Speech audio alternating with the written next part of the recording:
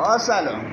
آموزش امروز تعویض گوش اکسل پراید داریم. برای بیرون کشیدن یه پیچ مهره داره که بازش میکنه، اکسل خودش به سمت عقب کشیده میشه. با استفاده از یه لوله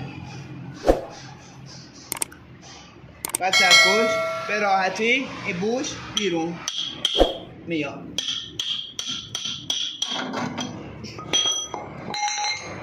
تمیزکاری جای بوش رو انجام میدیم.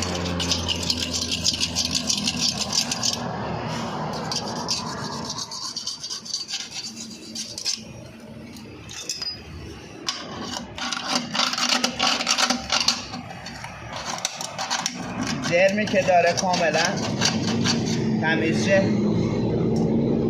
برای جا زدن با گیریس یک کمی چربش بکنید تا بوش به راحتی جا بره.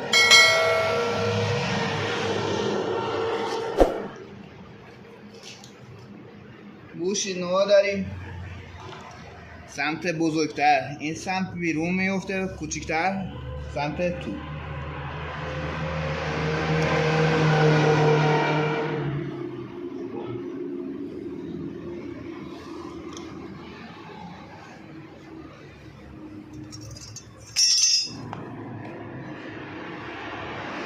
یکم که بچرخونی به راحتی بوش سر جاش میره. با کف دست فشارش میدیم داخل.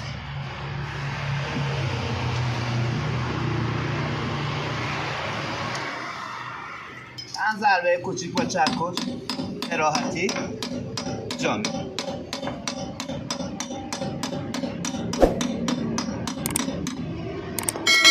دور تا دورش لب به لب اکسل شد. این طرف هم دو طرف بوش اومده بیرون.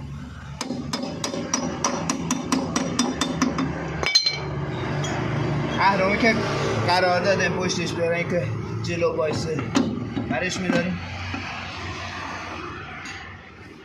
اکسل میزنیم سر جاش. یه دونه پیچ داره از سمت داخل میزنیم بیاد بیرون.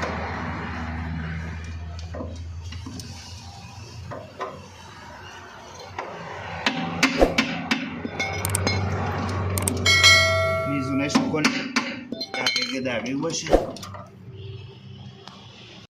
پیچ از اون سمت میزنیم تا بیادی سرش بیرون. میزونش میکنیم، مهرشو سر جاش میبندیم و محکم سفتش میکنیم.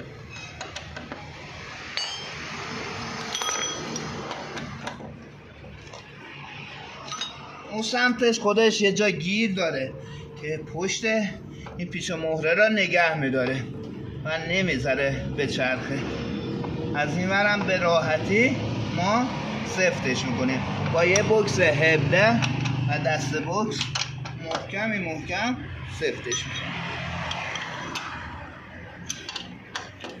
تا دقیقا هیچ تکونی نخور.